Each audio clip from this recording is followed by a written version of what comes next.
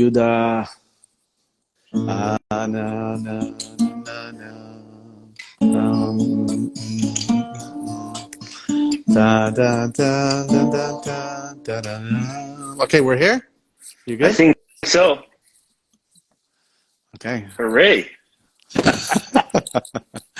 Oh, Oh, this is Mandy. Good great. to see you, Mandy. This is great. Ah, I'm far happy. from the screen. It's going to be hard for me to see all the lovely people that joined us, but I'm so happy to be here. This is really special. I'll try Good to see you, calling Moishe out. Dov. Nice.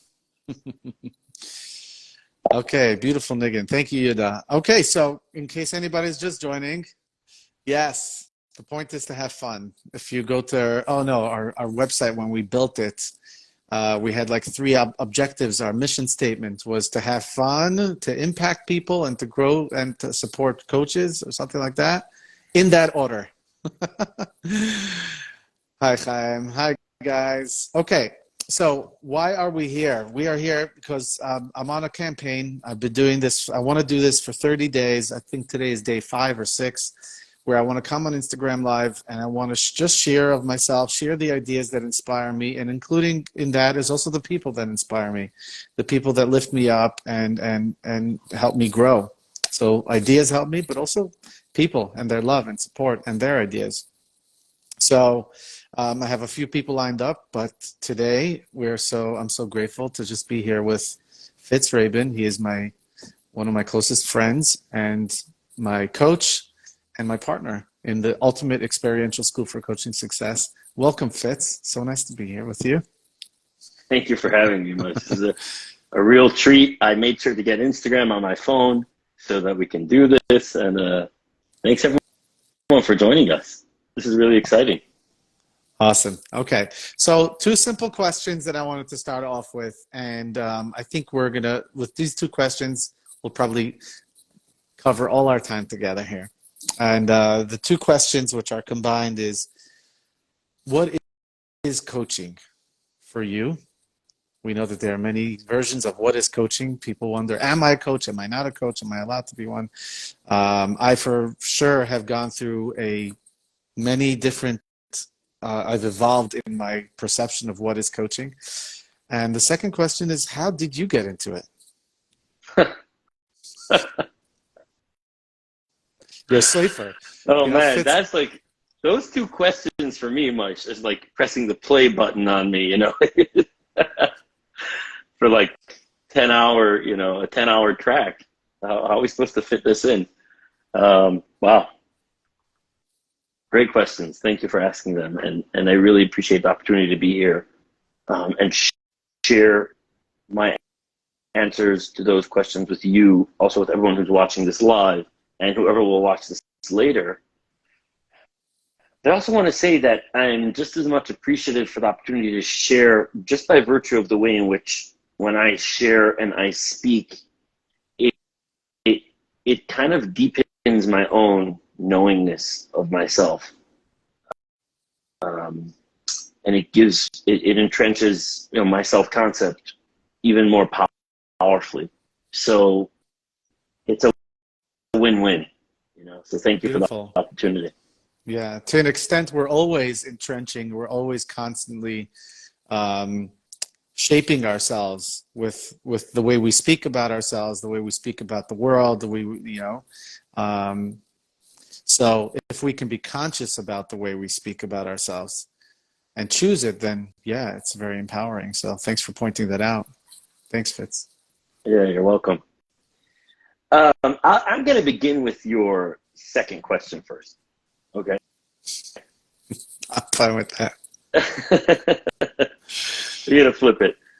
You asked, what does coaching mean to me, and how did I get into it? So I'm going to begin with your second question first, because to be honest, what coaching means to me today has really evolved, as you've shared for yourself. It's evolved, and what it means to me today is the sum total of coaching professionally for 5+ years.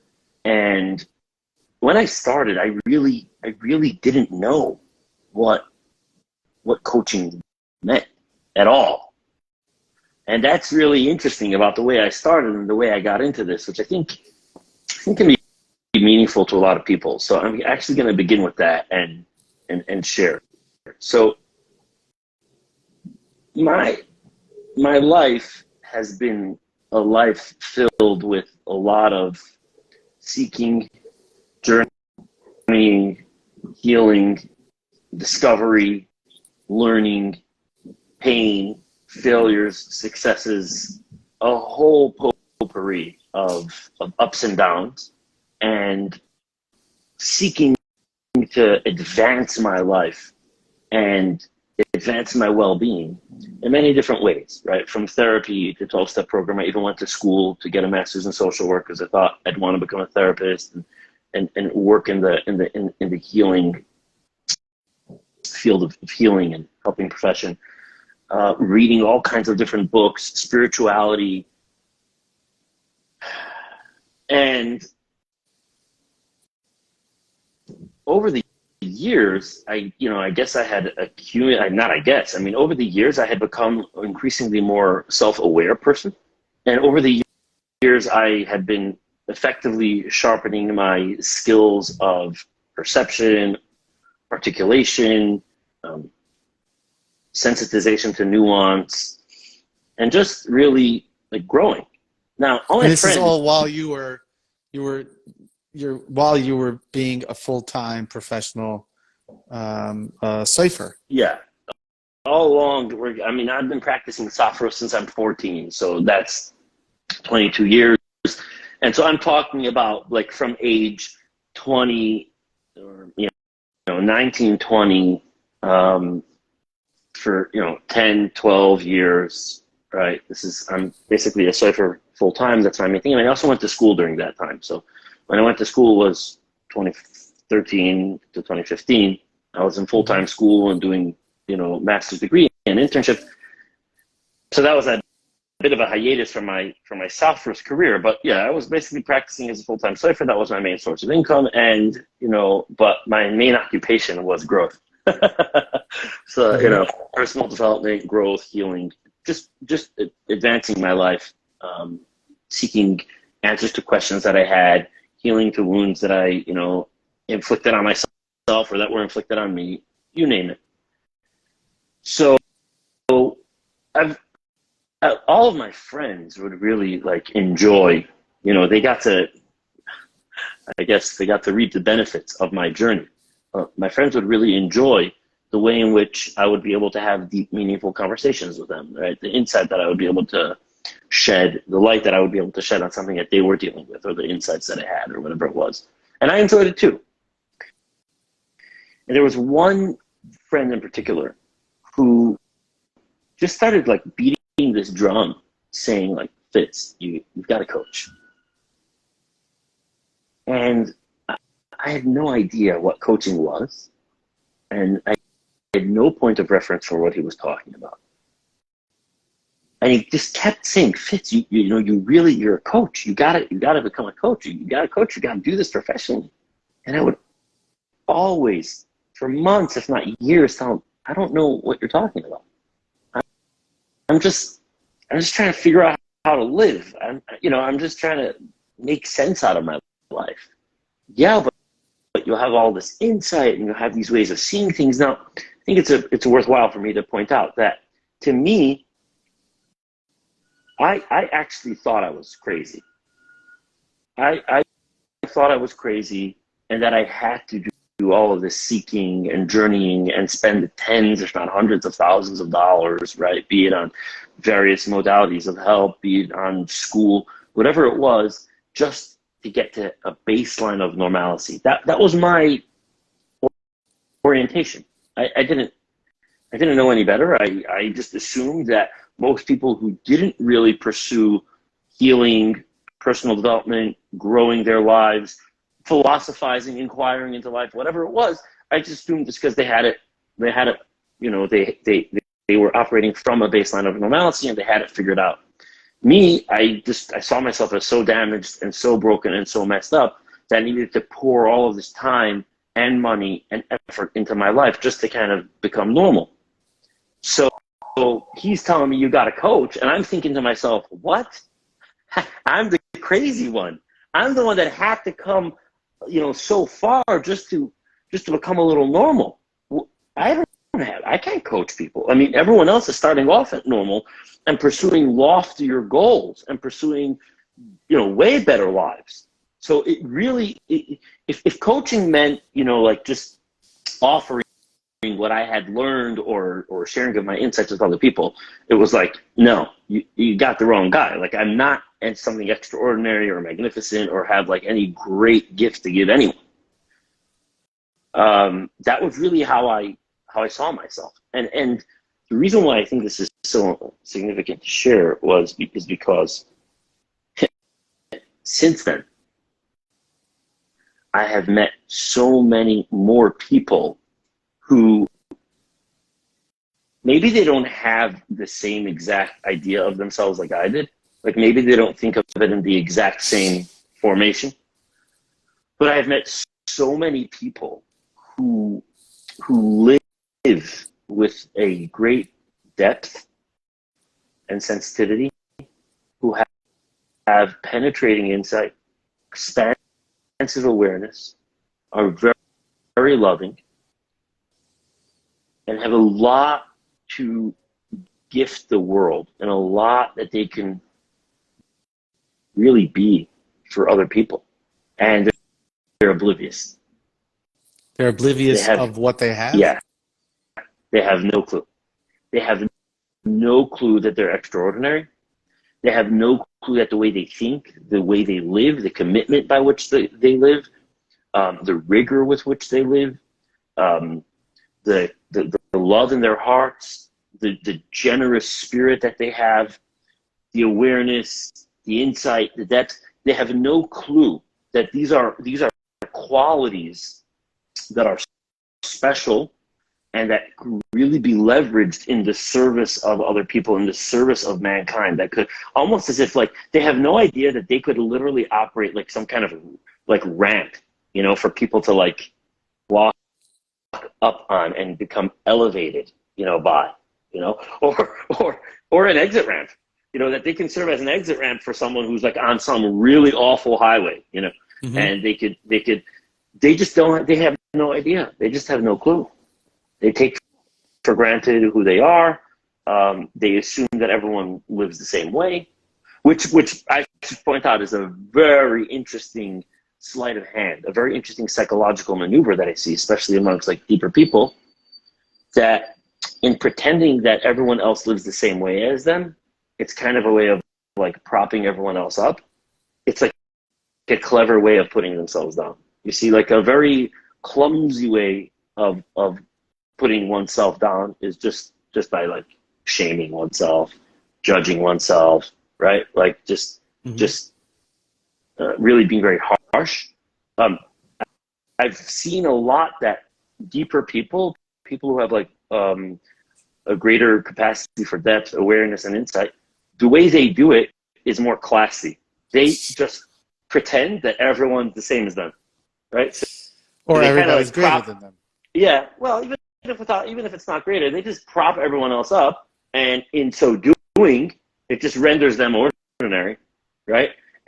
And in that way, they just can continue to live in a certain tranquilized, obliviousness to the fact that they actually have a great light to shine, and they could really be helping a lot of people and making a massive difference in real difference in the lives of other people.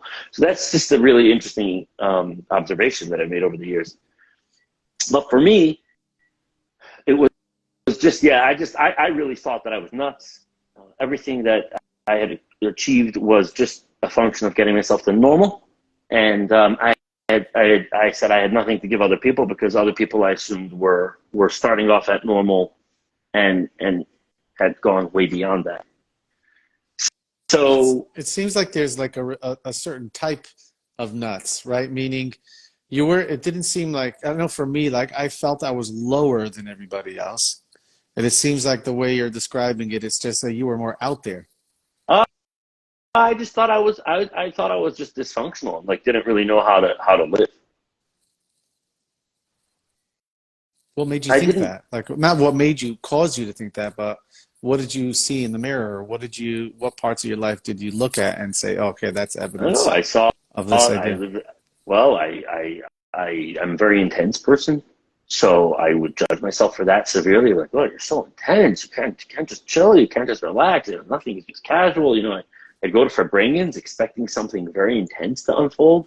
You know, something very transformative to happen, and I'd come and it would just be like chill and people shoving the bull, like they like to say, and very casual kind of conversation, and I'd lose it, and Like, everyone how would look dare at you me be and casual? yeah, like, bro, we're just a Fabrengen. Like, what are we here for? We're here to play. We're here to live. We're here to create some kind of magic, some kind of transformation. And then people would just look at me and be like, whoa, Fitz, dude, chill. We're just having a good time. What if this Fabrengen, you know? So I really just, I must be the crazy. I don't know how to live. I've got this real heavy step, and everything's got to be intense. I mean, there was one of like many examples in which I was just like, I don't know. Other people just seem to know how to live. They know how to play life. They know how to go through school and not ask questions that get you kicked out of class, right? Like, I remember when I was in yeshiva, I would ask questions, and the teachers would just. One time, I was thrown out of class for asking a particular question, and for my insistence, you know, around it. So I would look around and be like, I don't know. There's something really not functional about me. I had no reason to believe that I had more depth, that I was inquiring into something more subtle that most people don't ever think about. I had no reason to believe that. That's not how I ended up interpreting it. So I was just looking at myself, looking at other people, and like, look, they seem to be going through the system just fine. They're comfortable in their own skin. They're not asking questions that are creating too many problems. They're okay with what's going on. I'm not. So I just came to that conclusion, you know. And was So it here's that, my okay, I guess nobody's going to answer my question, or I guess I have to continue and find my answers to my questions elsewhere? no. I have to just learn how to be normal. I have Oh, to get to okay. the bottom of what's wrong with me that has me asking the questions that I ask, that has me not understanding what everyone else seems to be understanding, that has me not getting what everyone else seems to be getting, that has me not being okay with what everyone else seems to be okay with. It was like that. Mm-hmm. Mm-hmm. So now I have this friend, and he's like, Fitz, you got to coach. Fitz, you got to coach. Fitz, you got to. It was like this. It was just like totally perpendicular. It made no sense to me. I had no point of reference in my awareness for how that was coherent. And how was that in comparison to the degree that you were pursuing? Why coaching if weren't you already pursuing a degree in social work? I was pursuing a degree in social work, and it's very, very interesting that you ask that. When I went to social work school, it was a very conflicted decision. Hmm.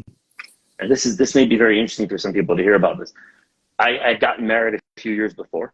I was practicing cipher, and I pretty much had nothing but self-loathing and judgment of myself for being a cipher. So my internal dialogue literally sounded like this: Fitz, you just gonna be a cipher for the rest of your life? You just gonna be a cipher? Literally, that was my internal dialogue. Like a kind of disgust, like a kind of like rhetorical, condescending, shameful judgment of myself. You know, that you're just gonna be a cipher for all the rest of my life. By the way, this is very interesting. I've noticed this a lot, that one of the most vicious ways that we judge ourselves and tear ourselves down is through rhetorical questions. Oh, yeah. Right? So the question goes, Fitz, you're just going to be a cipher for the rest of your life? It's really what that voice is saying is, you're such an idiot, you'll never be successful, you can't do anything in the real world, you only know how to do what you've been doing since you're 14. Really, that's what it's saying. Basically, right? you're still a 14-year-old. Yeah. You can't graduate. Right. it's really telling me these horrible things about myself. But instead of saying it like that, in which case I could actually examine, like, oh, is that really true? It says it to me like a rhetorical question. It presents it almost like a question, but it's really not a question. It's really just a condemnation. Yeah. You know, you're just going to be a sucker for the rest of your life. The very interesting thing I noticed, it's not a question that begs an answer, right? A rhetorical question is not a question that begs. It masquerades as a question, but secretly it's just one scathing judgment. It's one absolutely destructive self-condemnation.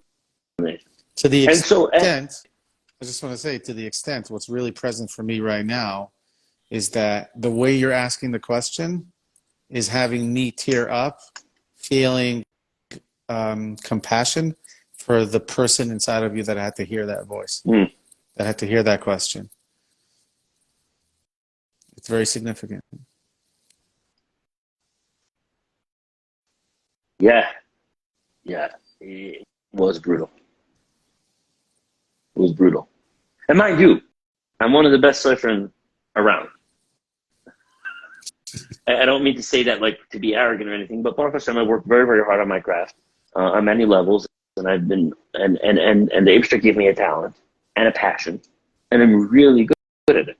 Yeah, your and today I have a gorgeous. yeshiva stam where I teach the craft, and Baruch Hashem, I'm able to pass on my method to Talmidim, and nonetheless, there was no place whatsoever in my reality for anything redeeming.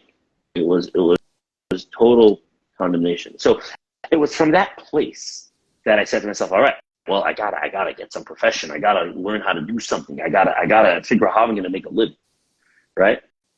So I was kind of going through in my head, I'm going through different options and trying to, and I said, well, I've been to therapy for a bunch of years. I'm an insightful guy. I'm very psychoanalytic. Have a lot of conditioning around that. Been really sharpening my mind in that direction for many years. Then let me go to school.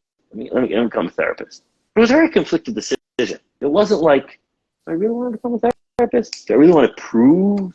I thought maybe I really just want to prove something to someone. I'm going to become a therapist. I'm going to show the world, all those people who abused me or whatever, those, whether they be teachers or other people, I'm going to show the world. And then I'm like, you really want to go to social work school and get a master's degree and spend $150,000 and just show the world? Well, what else am I going to do? And it was kind of like this kind of thought process, And in the end, it was just like, oh, I don't know. As a matter of fact, when I went through school, I was very distressed. Other classmates of mine were not.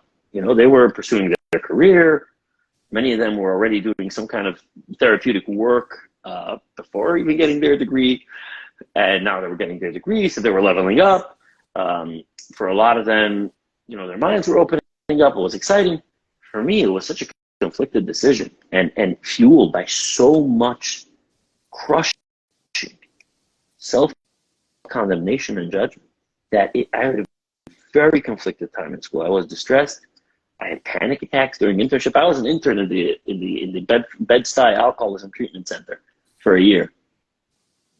I remember being in my office over there and just literally panic attack, stomach hurting me, back hurting me, just trying to avoid the responsibilities that were at play. Not because I wasn't insightful, not because I was scared of any of the people there, not because I wasn't, qualified. And probably not because you weren't serving. I'm sure you were. Oh, I was being helpful. They loved me over there. I got a excellence in field award when I graduated, and it was phenomenal. But in hindsight, my whole existence in school was really the function of absolute and utter condemnation, judgment, and shame. Like there's no place for you, Fitz. You're just gonna be a psycho for the rest of your life, like just like that, like this. There is no place for Fitz. Zero compassion, zero space, nothing. And that was essentially showing up in my body, throughout school, right? And it's tremendous discomfort and back pain and all kinds of stuff. So you asking me like, well, this guy is telling you, my friend is telling you, why don't you become a coach? Why don't you become a coach? and you're like, well, you had already gone to school, you had pursued a master's degree, you were going to go to college, you were going to be a therapist. My answer is that experience was very, very painful, very conflicted, and when I graduated school, I was like, I'm not doing this. I'm not doing this right. I want to take my software's career to the top, and that's when I began working on Yeshiva Stam and establishing my school. I said, let me really take my software's career to the top. Let me max out what I could achieve over there. It just felt better to me. I didn't, there's also a technical issue because when you graduate with a master's degree, you got to start working in clinics, tons of paperwork, $35 a session to pay. It was like, it would have been less even than what I would have, been paid as a cipher. So it didn't make sense on a technical level too. But also inwardly, there was something in me that was just like, no. I procrastinated to get my license for a year and a half. I eventually did get it. But yeah, there was something about that was just like, it was so at odds with everything in my body, But I couldn't see anything else at the time.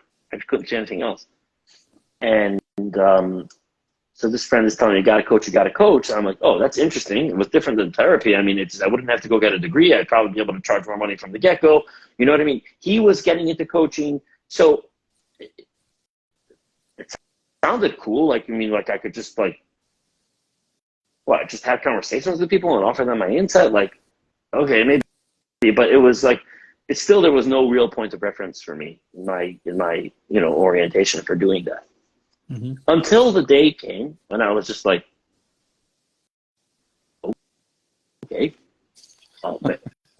maybe I should coach. And I didn't really know what that meant. Mm-hmm. So your first question was, what does coaching mean to you, right? Your second question was, how did I get into it? So I'm answering the second question first because I didn't even know what that meant. How do you become a coach? What is coaching? How do you become a coach? Do I now need to go to a coaching school? How do I start a coaching business? How do I get paid for it? What do I do? These were all questions that I had. It was just that since he had told me so many times, like just, Fitz, you should coach, Fitz, you should coach, Fitz, you should go. I said, okay, fine. Maybe you're right. Maybe there's something that I'm not getting. But like, now what? How do I do this? Where do I go? How does it work? Mm-hmm. No answers for that. Well, you didn't bother just going onto Google and saying, hey, how do I become a coach? No, I didn't. So this is actually interesting. I mean, I can keep going. Should I proceed? Please do. Yeah, okay, cool. Let's see who's checking in over here. Whoever's here watching, thanks for being here. Rifki, Roman. So nice that you guys are here. Beautiful. Some amazing people. So at that point, I began to. Someone told me, read The Prosperous Coach? The Prosperous Coach. The book called The Prosperous Coach. Actually, this friend of mine said, read all of Steve Chandler's books. And I'm not even sure if he told me to read The Prosperous Coach first or not. I don't think so. By the way, till today, I haven't read all of Steve Chandler's books. I mean, he's got like 35 books. But I think for some reason I started Googling Steve Chandler's books. The book, The Prosperous Coach, popped up. For some reason it called my name on The Prosperous Coach. Yeah, let me start with that book, I bought the book, I started reading it, and it really, I liked it. I really liked it. It was, and whoever's listening over here, whoever is a coach and hasn't read the book, The Prosperous Coach, you really want to read that book. And if you're not a coach yet, but you have a passion for coaching, a desire to coach, an inspiration to coach, read The Prosperous Coach. It's just going to be great. Would you suggest it also to people who are not necessarily coaches? Maybe they're facilitators or therapists or healers. Yeah. I agree. Yeah. Yeah, I think there's a lot. I think there's a lot there. There's a lot there. Yeah. So I read the book and I really, really liked it. It was like a kind of path to creating coaching prosperity or coaching income that really resonated with me. It was like there was not strategizing, persuasion, marketing, sales funnels, You didn't have to become advertisements, somebody else. website, none of that. None of that. And to the contrary, very bold and direct. You know, I remember one of the passages in that book was like, Chandler writes, you're in your first session with someone, put them in a small room with a dinky light bulb, hanging down from the wire from the ceiling with two, steel chairs and go full out Mossad on them. Basically don't hold back, don't engage in social, in PC, politically correct, social niceties, just coach. Right, cut to the chase, tell them what you see, help them, give them what you got. And it really resonated. It just sounded like I can do that, I can do that. I guess it resonated with my intense personality maybe, It was like, great, I don't have to go out for coffee first, we don't have to have a whole chit chat, we can just get straight down to business. Anyway, I really, really appreciate it. So I reached out to both authors. It's called author material. I reached out to both authors and said, hey, you guys are talking about how to be a prosperous coach. How do you be a coach to begin with?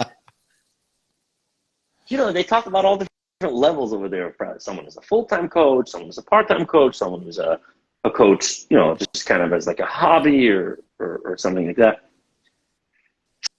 So they each answered me something else. Somehow, I think from the book itself and from my conversations with some people, somehow I got this idea in my head. Fitz, instead of taking your money and spending it on a coaching certification program, which are not regulated by the government, there are a dime a dozen, programs that'll give you a certification to be a coach. Take your money and invest it in hiring a coach for yourself.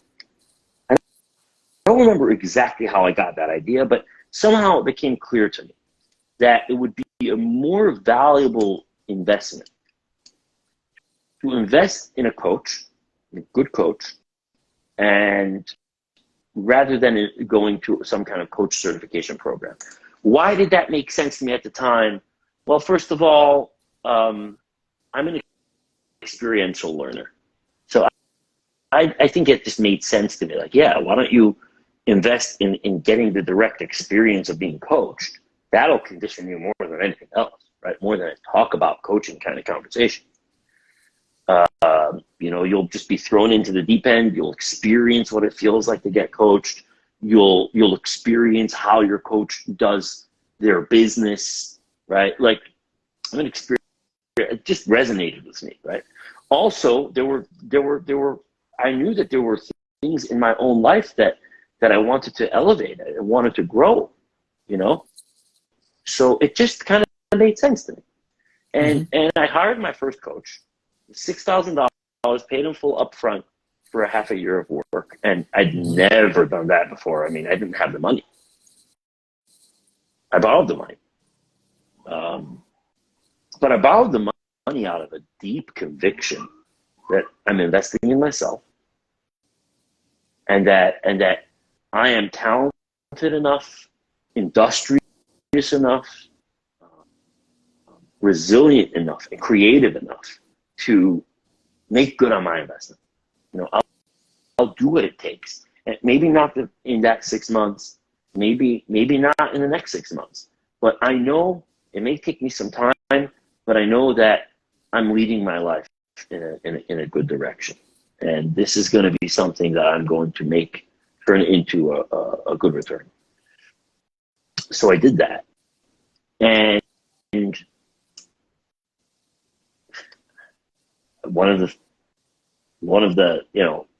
first conversations I had with my coach was like, so what is coaching? could I coach people? Could I coach people? And she was a woman. My first coach was a woman.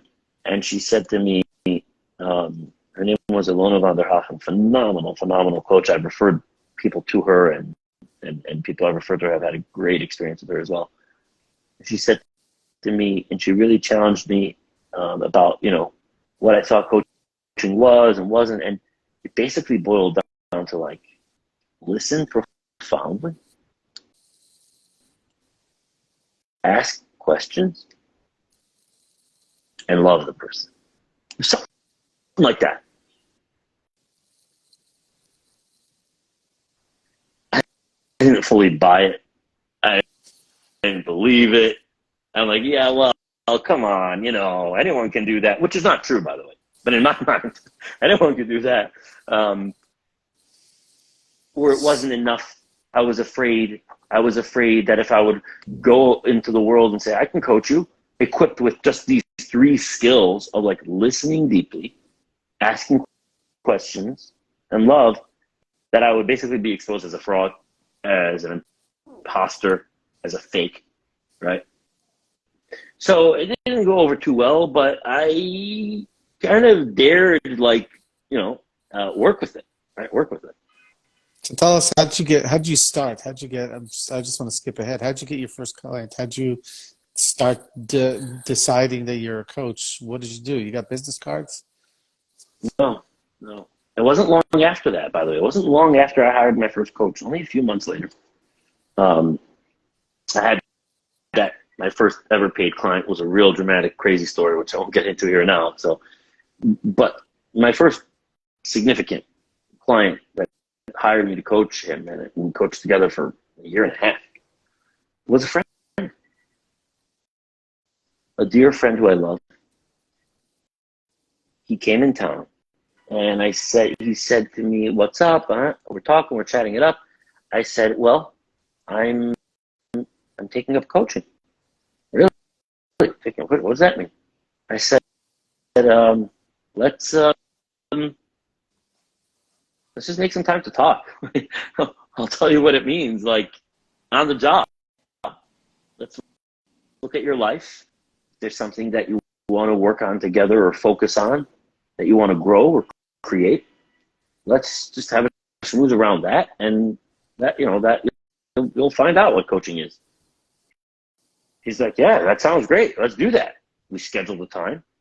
We met at his house, his parents' house, and I listened, asked questions, offered some insights, loved him, and he loved it. So was he the first person that appreciated your questions? I'm saying it jokingly. I'm saying it jokingly, but I'm also thinking about the fact that, like, oh wow, your questions, on the contrary to how you were treated as a kid, your questions are incredibly valuable.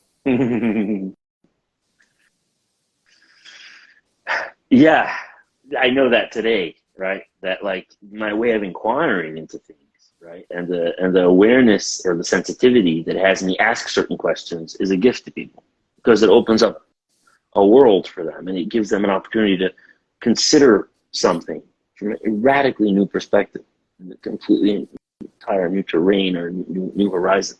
Mm-hmm. Yeah, thank you. Actually, that was my second client, by the way. Go ahead.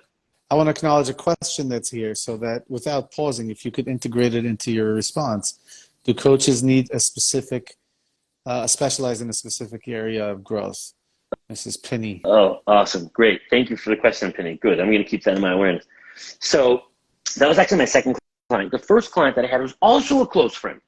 We went out together for like a half a day, and I said to him, listen, I want to tell you something. I know that this was so valuable to me, and I love doing this with you.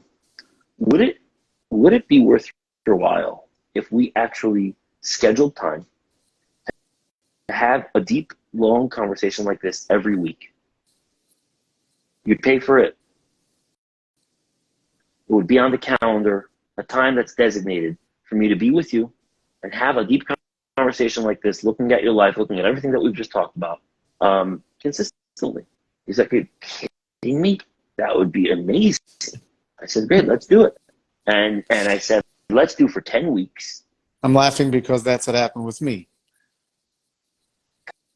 Tell us. Literally. Well, I'll say the short story, but I want to make sure to cover the main details. And firstly, it started with a hug. I did not know you. I saw you in Shul. I gave you a hug because that's just what I was doing at the time. And we got into conversation, and you asked me some powerful questions. And you gave me one particular incredibly impactful insight. And then you invited me to have a conversation, to meet together as a designated time. I had no idea your story, and I did not know that you were a coach. I just know that you were somebody who had, at the time, I wasn't meeting that many people that were at the level of growth that I was in. And not to diminish anybody else's insight and their level of consciousness, but I was so deep in my work. I was so devoted to the IFS work and 12-step work that I was doing. But I was not just knee deep. I was really, really in that world.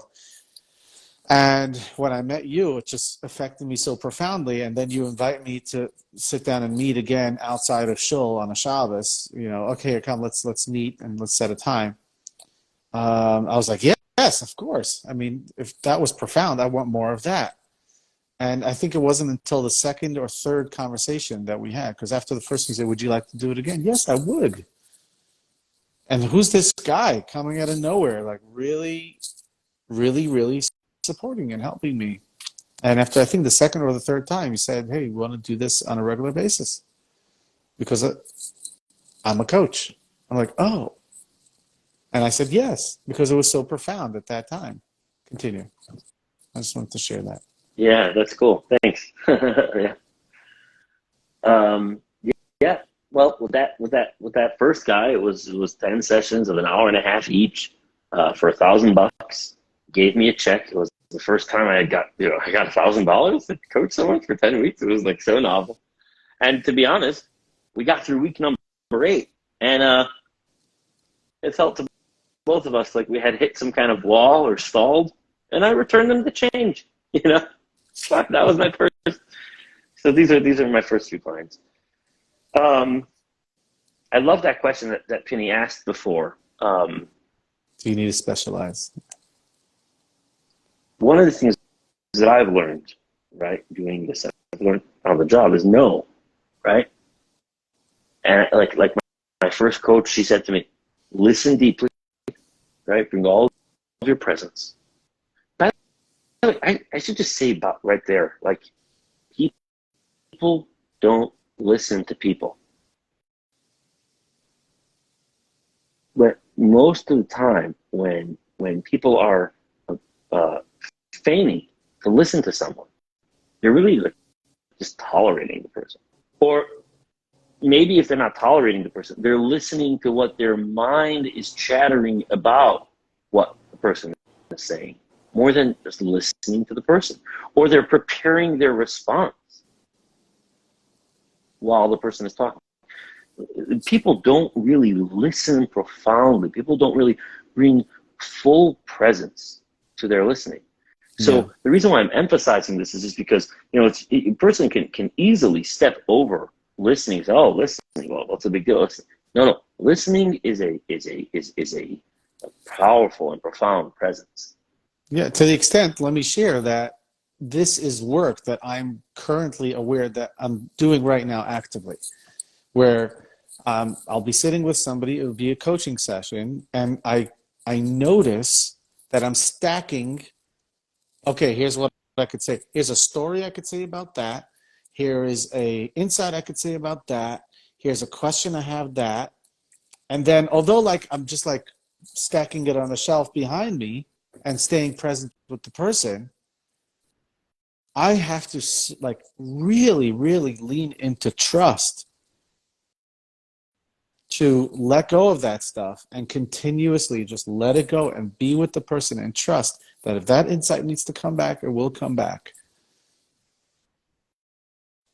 It really really takes, it's a massive avoida. It's real work. I just want to acknowledge that. That really takes a lot of work, and it's continuous work. Exquisite. Exquisite.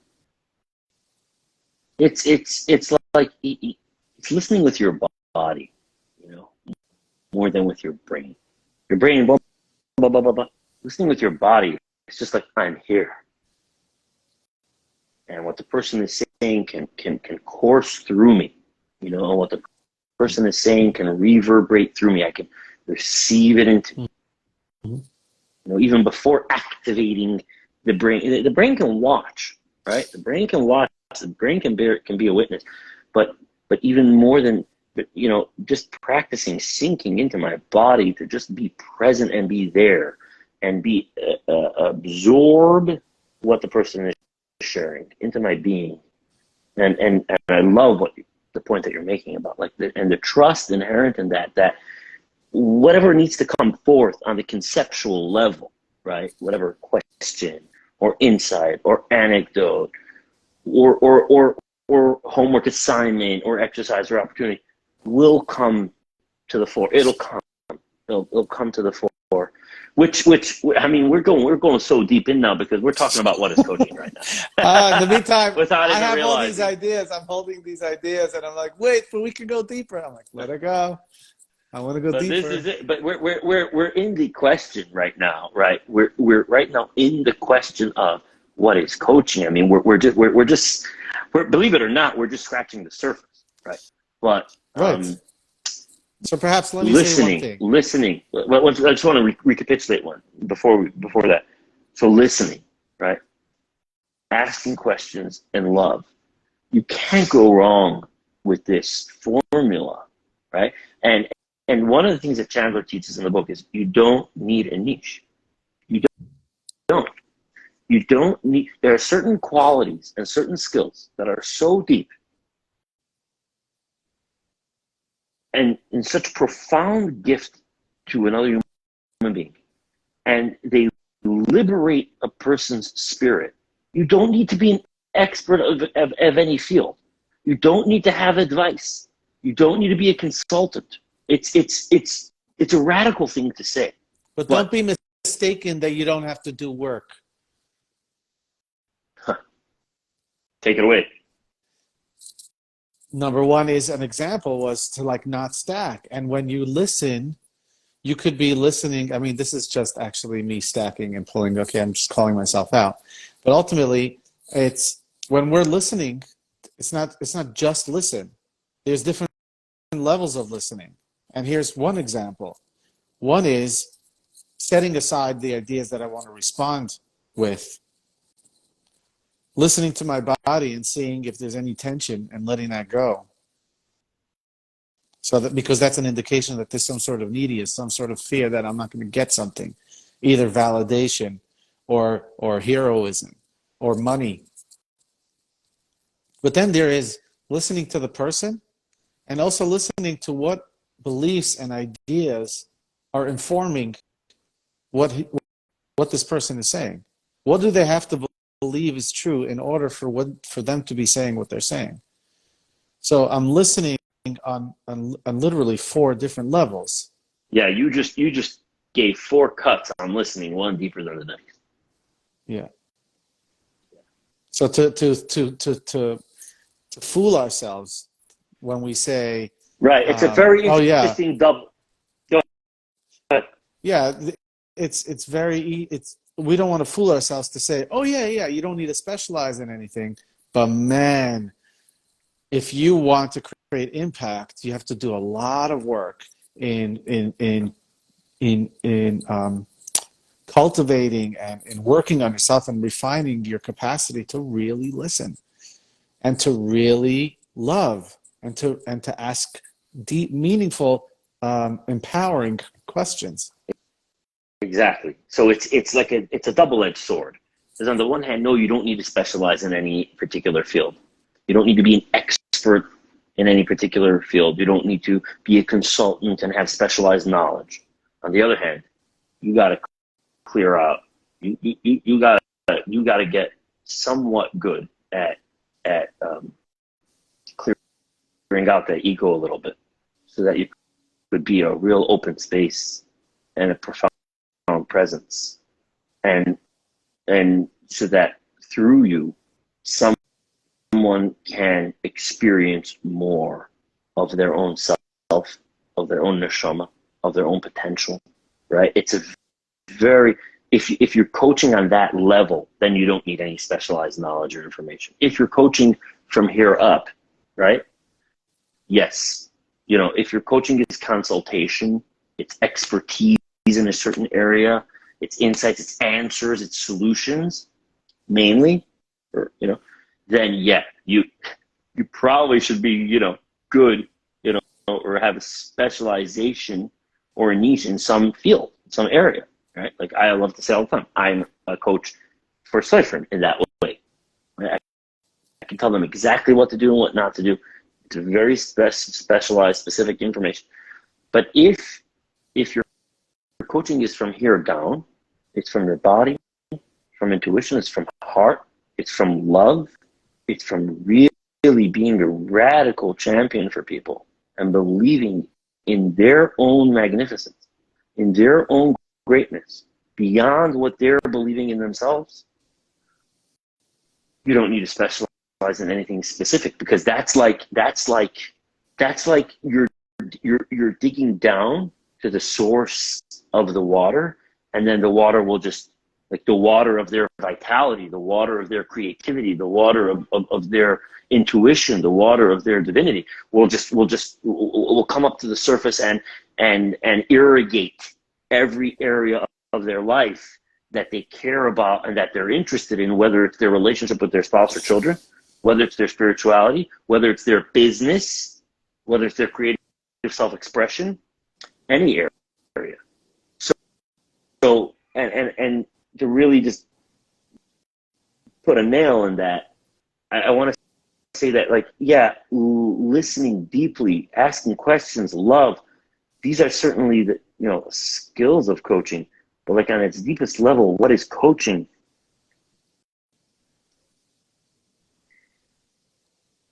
It's where you it's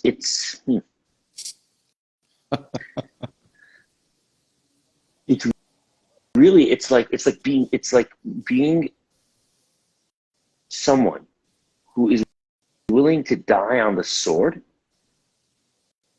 of the magnificence of the person in front of you. Beautiful. I mean, that sounds pretty gory, but it is beautiful, because what you're saying, at least my understanding of what you're saying, is that you want to be willing to sacrifice your own ego, your own self-interests, your own anything that holds up who you are in the world. You want to be willing to sacrifice that, and your money. Meaning, if the person will, there's a possibility that the person will fire me or not hire me as a result of me saying something that is an expression of saying something, as a result of me being a champion, me having in my mind and in my imagination and in my heart, holding their greatest possible expression that they've expressed to us, holding that and basically saying, no, I am not willing to believe that you're small. And if you'll fire me for it, so be it. You know, and I want to say something about that, because because some people say, well, that's so cruel, that's so insensitive, that's so disrespectful, you know, that's so hurtful. And you have to meet them where they're at. Yeah, to which I say no. I hear that. Well, I want to tell you my response to that. There are a million people in the world who are ready to believe that person's constricted story about themselves. There's no shortage of those people. They can get agreement about their own victimhood and about their own stuckness and about their own limitation from billions of people. And I want to add. I want to be the one person. Go ahead. For some people, that would actually be helpful for where they're at. Yes, at the moment. of course. Like, for example, I acknowledge that I certainly needed that at certain points. And it was helpful. The more I was able to get validated and heard and seen, once that was complete, now I was ready to go on to to let go of that story and move on to another one. Like I feel Makes like perfect sense. there's a weaving process, and it's okay. Absolutely. It's just not the way I serve people today in this way That's exactly right. as a I coaching want to be client. as a coaching client. Right, Right, because right. I could meet people outside of the context of coaching. That's a thing. That's another thing. Like I wouldn't do that to somebody who I If the didn't container feel. wasn't there, If the container wasn't there, you have to create a context is container not there. Yeah, with context and safety and the walls and the padding. And sure. I'll almost never say something to a person without saying first, hey, what I'm about to say may sound confronting, but it's really an expression of my love to you. And then saying enough things and then proposing, putting the alcohol before the injection. Yeah, I mean, I couldn't say it better myself. But I like you want to be that one person in the world that believes in this person beyond their current level of believing in themselves for whenever they're ready. For whenever they're ready. That's what my life is about. Mm-hmm. And Well, you some certainly people are answered not the ready, and question. that's fine. I wasn't ready. For a long time, I wasn't ready. For a long time, if I would have heard these messages that, you're selling out on yourself, you have limiting beliefs, you blah, blah, blah, blah, I would have considered that person telling me that as like part of the structure of abuse. You're not Mm-hmm. validating me. You're not understanding me. You're not seeing me. So I wasn't ready. And that's okay. It's really okay. I think that we grow along a kind of trajectory, awareness, consciousness, and that's okay. And I really, really appreciate that, and I really, really respect that. And I always want to hold in my heart and be that place for whenever a person might be ready. That I be a place that they could come to where they will be seen for from the prism of what's possible, rather than from the prism of like what's probable based on everything that they've managed to accumulate, in their identity and in their achievements until now, from the past. Mm-hmm. And so that's for me the essence of coaching, the heart of the matter. I like to call it being a Lubavitcher Rebbe. It's one of my favorite expressions. I know for some people that shocks them, because who could ever compare themselves to being a Lubavitcher Rebbe? And I'm not comparing myself, but I think it's a quality of the Lubavitcher Rebbe that we can all cultivate. That quality of seeing every living being and every yid from the broadest, most perspective, like seeing them as they are, in Machshava Keduma Da'ak, like it's brought in America. So it's like seeing people for the essence, the godly essence that sometimes is buried under many levels of crust. Seeing them for that, and holding the space of them being that, and relating to them, from that place. That's the essence of what coaching is for me. And then there's so many different skills that we could talk about, and so many different ways in which to kind of do that. And it's a tremendous amount of work, like you were pointing out before, especially on working on ourselves and removing our own neediness and fearfulness and all kinds of junk out of the way, at least for those few minutes, at least for those few hours, right? To practice being as present as possible with someone else. But that's kind of, what I've learned. I've learned this from coaching. I've learned this from doing it. I've learned it from doing it thinking that I have nothing to give. I've learned it from believing that I'm a fraud and I'm an imposter. I've learned it from doing it without ever going to get a certification for for how to be a coach. I've learned it without any specialized knowledge in any particular field or consulting or anything like that. I've learned this through being coached by some very high level, powerful coaches. I've spent more than $150,000 in my own coaching in the last 5 years.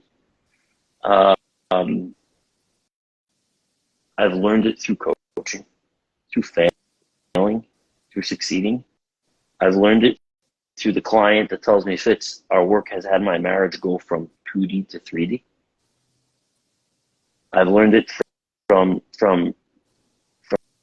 the clients who have gone from being a raisin to being a grape, which is a metaphor for just people who otherwise would not have written the book that they've written about their life that's inspired other people, or people who would never have become coaches and helped other people elevate their life.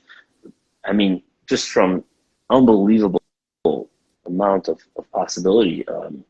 Learned it from people earning more money than they ever thought they would be able to earn. I've learned it from people discovering more of the Rebbe through our work and becoming more reconciled with some aspects about your Rebbe that have been difficult for them to grasp or connect with.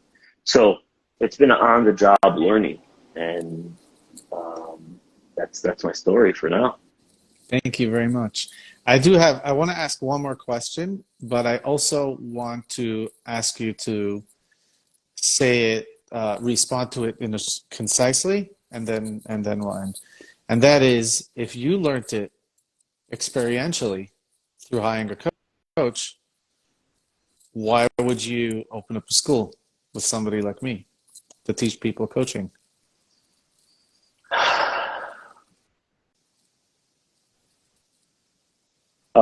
It's a great question. I will answer as concisely as I can. Number one,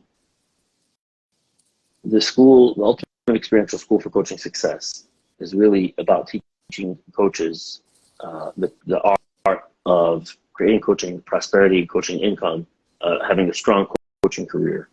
Okay, that's something that is very, very supported by being together with other coaches who are working on the same project, and is very supported by different distinctions and ideas about sales and about serving and all kinds of different stuff that relate to the business of coaching.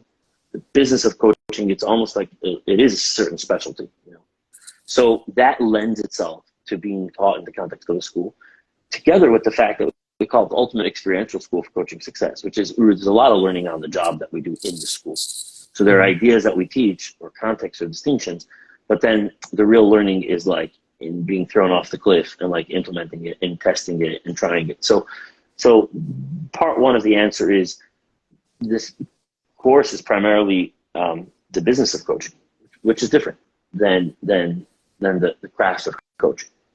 And even with that, it's largely experiential. Any one of our students who has done the course can talk about that. I do have a plan to develop what is coaching curriculum. And the reason for that is because I'm realizing a number of things. First of all, there's actually a deficiency in learning it on the job. In other words, in learning the craft of coaching exclusively from being coached. No question, you learn a lot from being coached, hands down.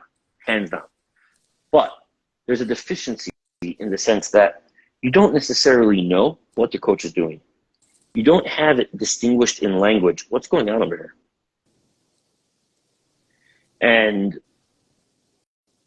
I know that the cause of the way in which I embody so much of these things based on how much coaching I've received and the coaching that I've been doing, it can bring a great degree of palpability and experientiality to the teaching, together with bringing language to some very deep, almost ethereal ideas and ways of being that otherwise could be very elusive.